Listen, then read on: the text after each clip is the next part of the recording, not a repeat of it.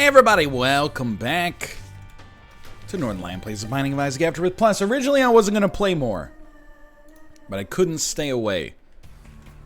I mean, I was going to play more eventually, but not this afternoon. 6M464661. 4 6s in a single seed?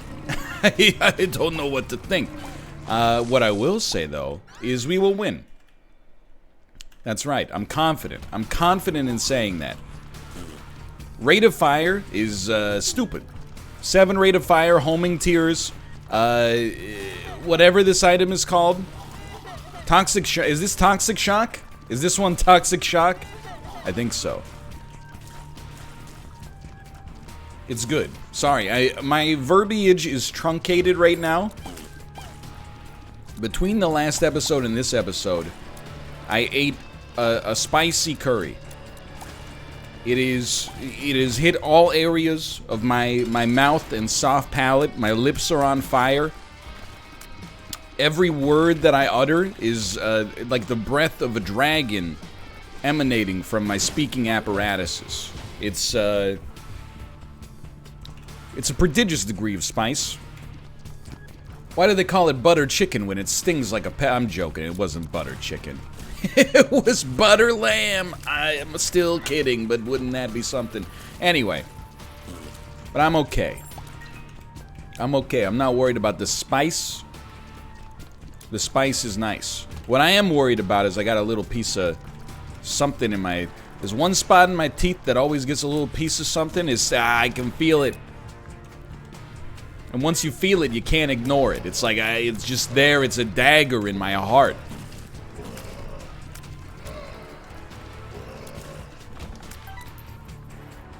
Detritus in the molars. Okay, I think I got it. Can I hit you with some a gross question? I do want to say, I go to the dentist. I've had two cavities in my entire life, but usually I'm complimented by the dentist. They say, please floss, but also the brushing is great. I brush my teeth in the morning, at night. Sorry, I lost my grasp on the English language due to the spice temporarily. Sometimes after a lunch as well. Sometimes I'll floss midday if I get food stuck in my teeth. I say this just to defend myself, because what I'm about to say sounds like the words of somebody who has very poor oral hygiene, which is not the case. You ever have it happen where, like, you eat dinner, brush your teeth, go to bed, wake up, brush your teeth, and when you spit out the toothpaste, there's like a little leaf in it? Is there anything more disconcerting? Well, yes, blood in the sink, I suppose, would be more disconcerting. Sometimes, we have like Sonicare toothbrushes as well. We're not just doing it by feel, you know. These are 4 out of 5 dentists recommend this electric toothbrush that's zapping you with sonic energy and vibrations and stuff like that to get debris out of your teeth. Sometimes I'll brush well at night.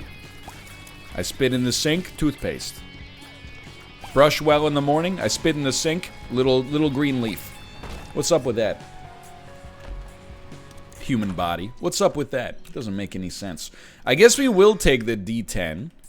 I don't really understand how to use the Breath of Life. I think it's the best item in the game if you're very pedantic and good with it.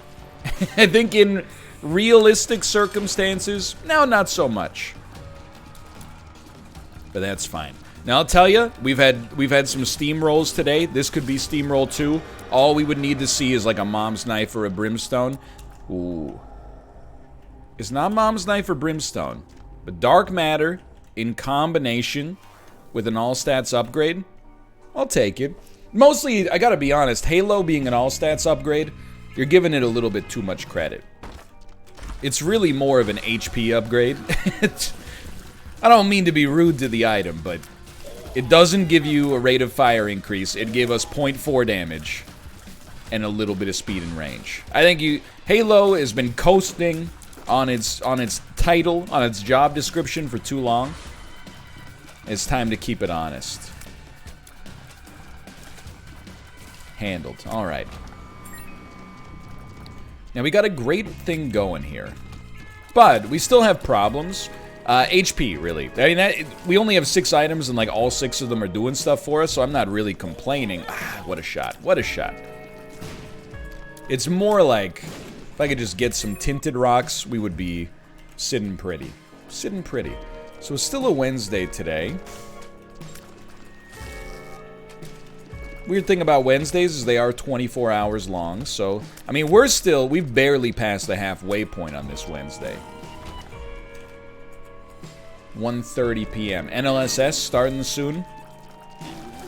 Hoping to maybe play a little bit more Jeopardy today. By the way, if you're listening to this, consider this a public service announcement. If you have Tabletop Simulator... I made my choice. If you have Tabletop Simulator, the PC game, and you like Jeopardy, and you have friends that might be interested as well, search the Steam Workshop for the Jeopardy Tabletop Sim scripted mod. It's one of the best mods for Tabletop Sim I've ever played in my entire life. You do, in principle at least, need a host. But it is actually like an incredibly great implementation of Jeopardy. It's got the music, it's got the categories, it's got the beep boop boop beep beep boop boop beep beep boop boop boop boop. No, actually it doesn't have that part, but I always add that part myself. For just a little bit of extra flair. Okay, this is momentous. Not today, Satan. It's very good. I think we've had Maw of the Void, or at least the chance to get Maw of the Void on like every run I've done today. So consider that your PSA for now, and I'm not talking about the test where the doctor feels around and you're you-know-what. Not that there's anything wrong with it. If anything... I mean, I think I've said it in the past. Hold on, I'm going to mute because I'm going to cough for a second.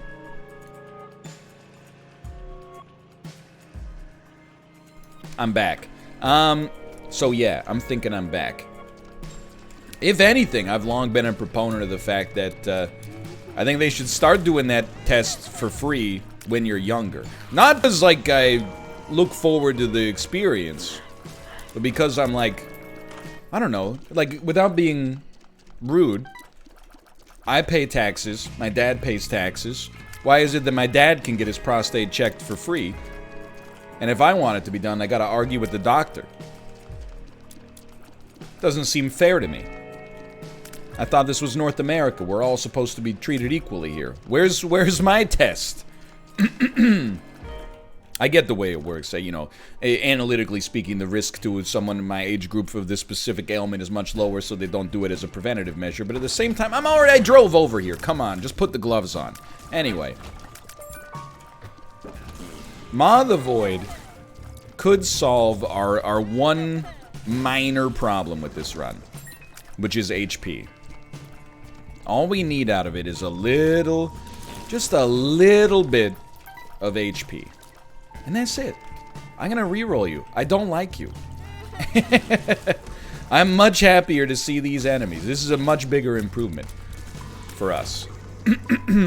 Oh yeah, you can't walk through that, because that used to be a real enemy. I don't know if there's any way to use that practically, but it's funny nonetheless.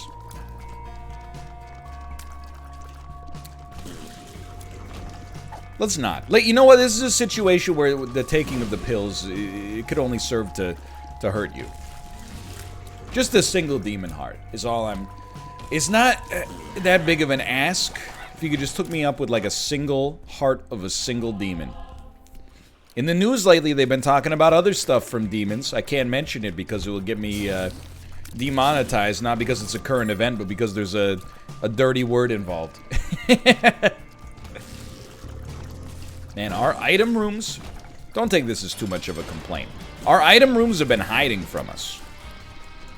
Had to do a lot of backtracking to get to them. There we go. That's all I wanted. All I wanted was a single demon heart. You gave me a single demon heart. I will probably complain about it in the future, but for now I'm happy.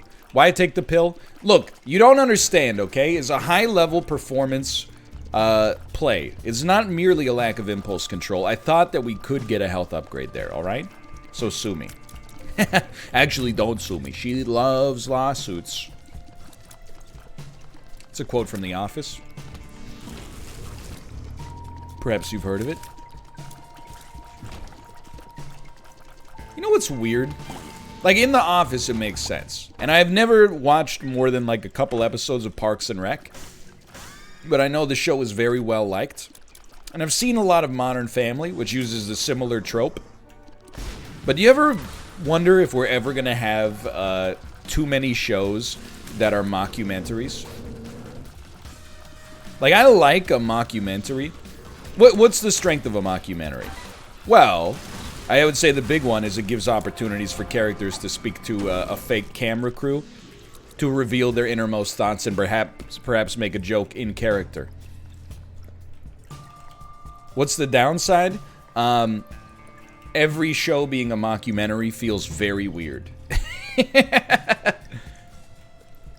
Every show having a Jim Halpert who turns to the camera and goes like, you know, meh. It's just a little strange, you know? Just a little unusual. I think we were on the left here. Yeah.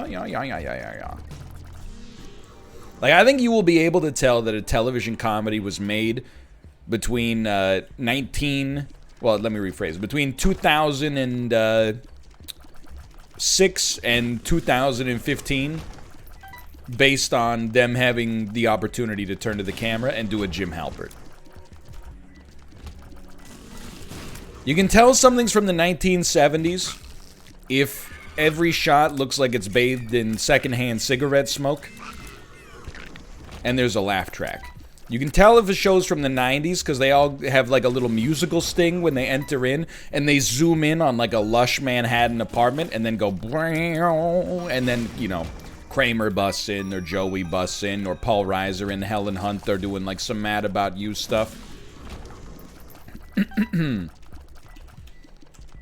I do feel like every major sitcom of the 1990s is about people who live in Manhattan complaining about their economic conditions despite living in an apartment that probably costs like millions of dollars even back then. At least, like, that's why I respect Frasier. Because Frasier is about rich snobs. But at no point do they go like, you know, they don't have Frasier living in like a downtown Seattle penthouse going like, oh, my dead-end job at the coffee shop isn't doing anything for me. They're like, this guy's rich and he's a snob. That's the show. On Friends, they're like, you know, man, in my 3,000 square foot Upper East Side apartment, I have to have 2 roommates. This is ridiculous. I don't know, man. The further we get away from the 90s, the weirder the 90s look. I was not an adult in the 90s, so I can't really comment. But it is weird looking back, right? I mean, in principle, here's the thing. If you look at the sets of Friends, Joey and Chandler's apartment, nothing special. I'm assuming it had a great location. But apart from that, you know, it's got a living room, a kitchen, and 2 bedrooms. That's fairly standard, I feel like. The idea that those are 2 guys in their 20s and 30s making their way in the world sort of makes sense. The apartment across the street is like an enormous kitchen and dining room, an absolutely huge living room, large balcony access, and 2 full-size bedrooms. That's like, it's insanity. And we're supposed to believe that Monica, working as a sous chef, and then Rachel as a barista are living there together? I don't buy it. And what does Phoebe do? What's Phoebe's deal? In the modern day, 100% Phoebe would be a YouTuber. She would have 3 trillion subscribers. She would be like Jenna Marbles of the 90s. I personally guarantee it. I mean, we're getting a little bit too nitpicky about sitcoms, but like, at least in Seinfeld, like Jerry's got a nice apartment in New York, but it's also established within the show that he's like a known comedian. You know, he's successful by the time the show starts. Anyway, I digress. I digress quite a lot, quite frankly.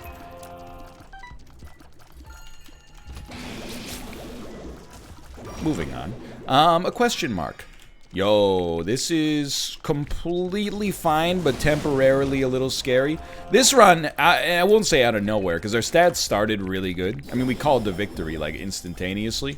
No, come on, man. Are you serious? I just walked over here. Broken watch! What are you doing to me? You're bleeding me dry. Jumper cables. Alright, I don't know, man. But somewhere down the line, this run went from, like, really decent, like a great chance to win, to unbelievable. We're at, like, unbelievable status right now.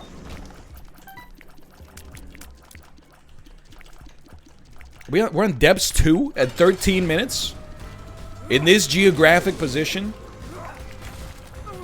I guess the reason, like, and I'm not trying to make it all, like, high-minded or hoity-toity or whatever. I was an only child, right? So, like, where did my perception of what the world was like, what adults were like, etc., where did that stuff come from? My parents being good models for me, for sure. But then also, like, television, which is probably not the way it should be, but you can't help but pick it up, you know? So when I watch Friends, as a 12-year-old, you're like, man, seems hard to make it in New York.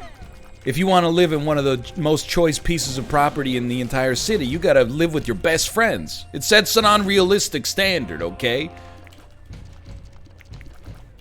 Same thing, like, you know, my entire perception of, like, what it was gonna be like to be a teenager was based on television shows like Boy Meets World and Saved by the Bell. I get to high school myself, I find out, you know, sure, I spent some time with my friends, but it was really, like, a lot of playing video games and almost none... almost no time at all spent hanging out at the local pizzeria or, you know, a disembodied head in a large and weird tunnel summoning us and being like, you need to stop Rita Repulsa, so here's some costumes and some special powers, and then, oh, by the way, here's this new guy named Tommy, and when his flute, or his knife turns into a flute, and when he plays it, a big freaking dragon gets summoned. You know, I was misled. We were all lied to. What's that shirt? Where's my flying cars? It's the year 2006. Where's my flying car? Where's my meal in pill form? Stop shooting me. I don't like it when you do that. So I've got like a little book of ideas in my head. And these are things that I pull out of the hat when I run out of commentary in Isaac. Here's one that I've been workshopping, okay? What if the Incredible Hulk, but instead of him becoming the Hulk when he gets angry, it's tied to another emotion? Like what if you could tickle him and turn him into the Incredible Hulk? Can you think about all the situations where that could be used against the Avengers? Or what if, like, if he got, you know, reproductively aroused, he turned into the Incredible Hulk? I'm sure other media companies have probably produced a version of that show already. But all I'm picturing is Bruce Banner going, you wouldn't like me when I'm horny. Anyway. Sorry, YouTube. Moving on. This is a fast run here. We need some rapid-fire ideas.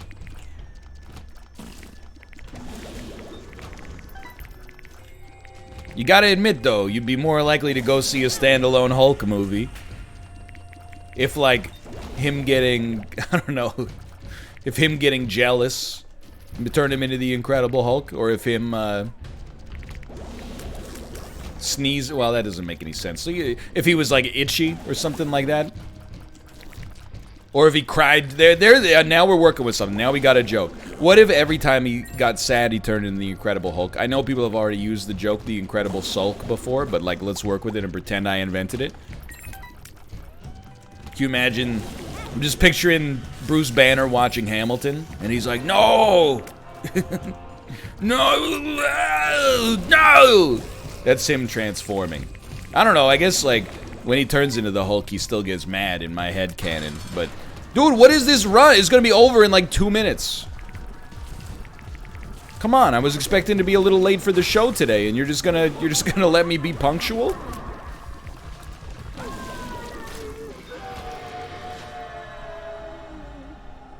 Yeah, I mean, you know, I'm an easy sell. I'm an easy sell on that one. This is like, it's a landmark day. We're going to have like 3 Isaac episodes done and recorded in like the time it takes to do one train wreck. Which is really how I choose to conceptualize time units. I knew there would be a tinted rock in here. What's my plan for the rest of the day? Today, well, I'll tell you. I want to record some Northernlion tries, but I hit a workflow snag. I was gonna record a Northernlion tries, and then when I entered the code that I got from the publisher, it said duplicate product code. And I said, okay, maybe I'll just buy it for myself. And I went on Steam, and it was $46. And I went, maybe I'll send them an email and see if they can get back to me. So that's on the docket a little later today. We have no Golden Goblet this week, which means, for your perspective, we had no Golden Goblet last week. The series is not in danger, and Dan is not sequestered inside of the CBS Big Brother house, to the best of my knowledge. We just couldn't come up with a good idea for this week, so we sat it on the back burner. So I want to make sure we got Northernlion tries for every single day. So that's a high priority. Plus, everything else is like aggressively backlogged, and Trackmania cannot be backlogged. So really, like, my whole workflow right now is like a very simple flow chart, a workflow chart, if you will. Do I need to record anything urgently? Yes, Northernlion tries every single day. And Trackmania. Okay, those 2 videos are done. That's an hour and a half of work taken care of. Do you need Isaac? No. Do you need Monster Train? No. Eventually we will, because, you know, if you don't keep recording them, the backlog runs out. But are they urgent? No. You know what maybe I could do today is finally record that Clubhouse Games tier list I've been meaning to do for a while, but have been running out of time for. Stop hitting me again. Thank you. Very disrespectful. You might say, NL, you gotta play all 51 games before you can accurately rate and review them. That's where you're wrong, kiddo. That's where you're wrong. I think that this is a dead end. That's fine. I don't know, like, we're 19 minutes into the run. Why am I rushing? We could get to the super boss rush if it existed. Yeah, this is dead-end territory. Because I should have looked at Blue Map. Like, the secret rooms pretty much dictate where the final boss is going to be. I mean, you know that. You don't need me to...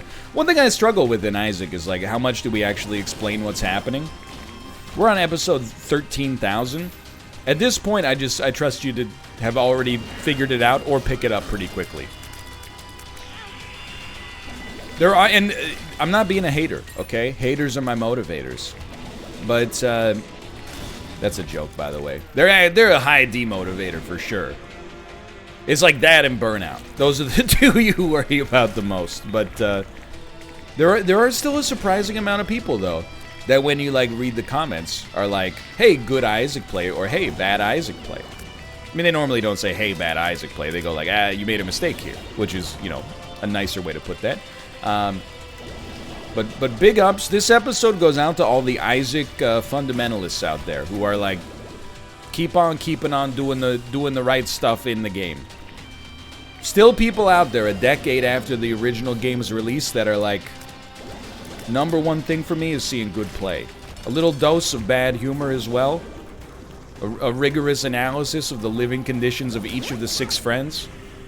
I just don't understand what Phoebe does. How does she live in Manhattan just busking at a coffee shop with a song about fragrant felines?